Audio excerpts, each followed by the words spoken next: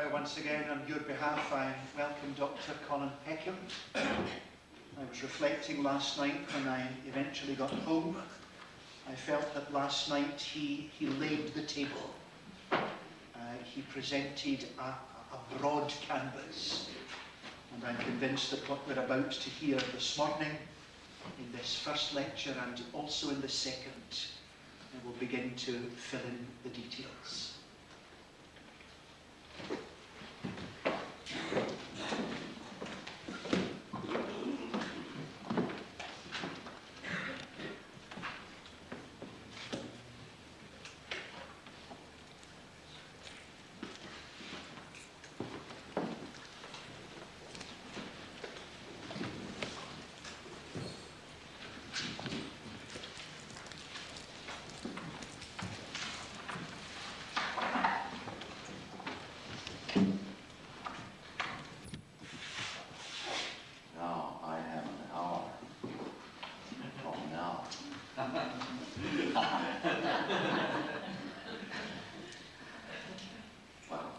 Good to be with you again, and God bless you for coming this morning. May the Lord be with us. I want to speak this morning on the 1949 to 52 revival in the island of Lewis. Often people speak about this revival and say, the Lewis revival. That's not tongues. That's another language you don't understand, but I understand.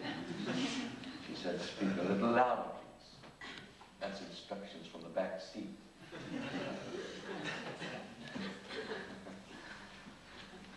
I'm speaking on the 1949 revival to 52 in the island of Lewis. Often people think of that revival. When they speak about the Lewis revival, they think of the Duncan Campbell revival, 1949-52. But that is not the only revival that came to Lewis. Lewis has had many revivals.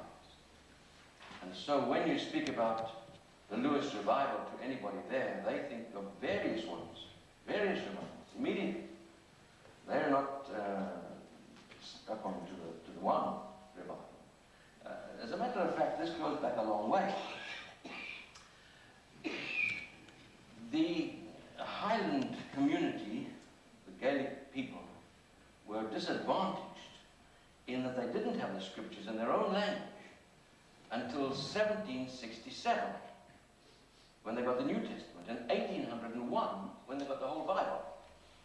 So that's a very important part of the background of Lewis. They didn't know the scriptures, and they were led by a very cerebral type of Christianity, and they were involved in what they termed moderate. They were of the moderate party, or the hypocritical party, people who didn't believe the Bible to be the Word of God. And so there's a great problem in Lewis, where there was very little real religion. Then came a man by the name of Alexander MacLeod, and he went to Uig. That was a milestone in the history of Lewis. As a matter of fact, the great Highland evangelist Finley Munro did a good deal of the early ploughing work in Lewis before he came, and then he came in the 1820s. And when he came to Uig, and Uig is situated, if you know Lewis, it's situated on the west coast, far removed, far isolated. No roads go from Uig. You go to Uig, and you come back from Uig. It's right on, the next stop is America. I mean, it's far away. And he went to Uig. And when he got there, he found that 900 people of the parish, they all just came and had communion. It was just part of the scene. So he said, we're not having communion. There's nobody here worthy of having communion. So he cut out communion and he preached. And he preached the gospel. And he preached so mightily that the people sat and wept and cried, and he had to stop his preaching on occasion when there were in distress of soul. He had his first communion meeting on the 25th of June, 1827. There were 6 from his community who took communion, and 14 from other communities. There were 20 people taking communion, but there were 7,000 at the communion. And it came to a head the next year, in 1828, when 9,000 people gathered in Uig.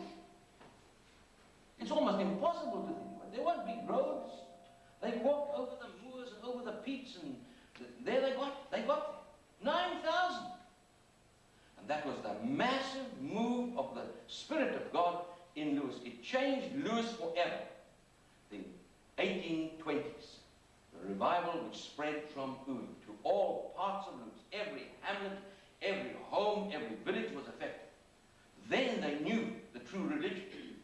And then just after that, that was 1828, and on into the 30s.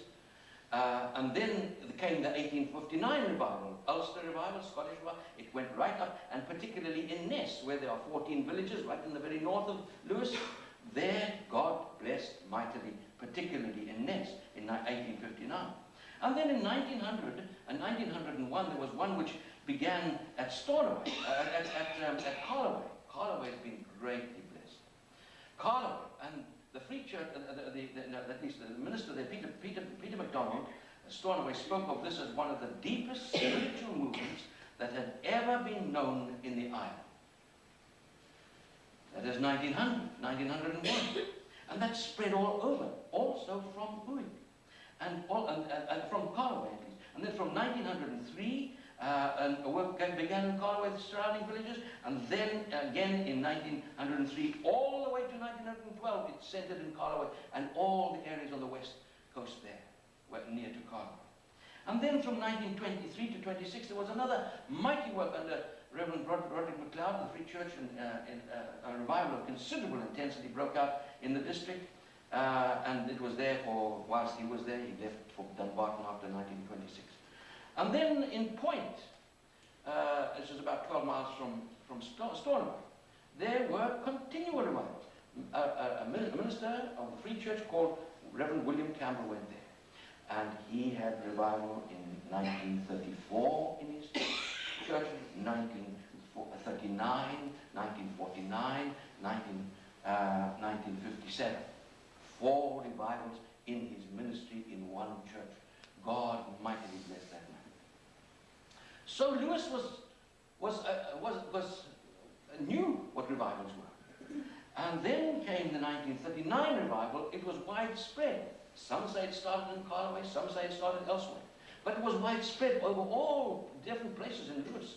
And people were seeking God everywhere. It was a revival of where there were quite a number of manifestations, far more so than the 49 revival. And there was no minister in the 39 revival. It was in prayer meetings. And people came together for prayer, and then as they prayed, the Spirit of God would fall upon them, and people would get converted there in the prayer meetings or later on.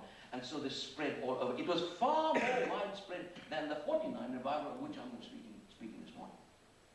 The 39 revival had enormous impact. But then came the war. And some of those young men who were saved at the time went off and never returned. And the war interrupted the movement of the Spirit. But during the war, they were continuing to pray. The revival had ceased, but they were continuing to pray because they knew what it was, and they knew they wanted it again, and so they continued to pray.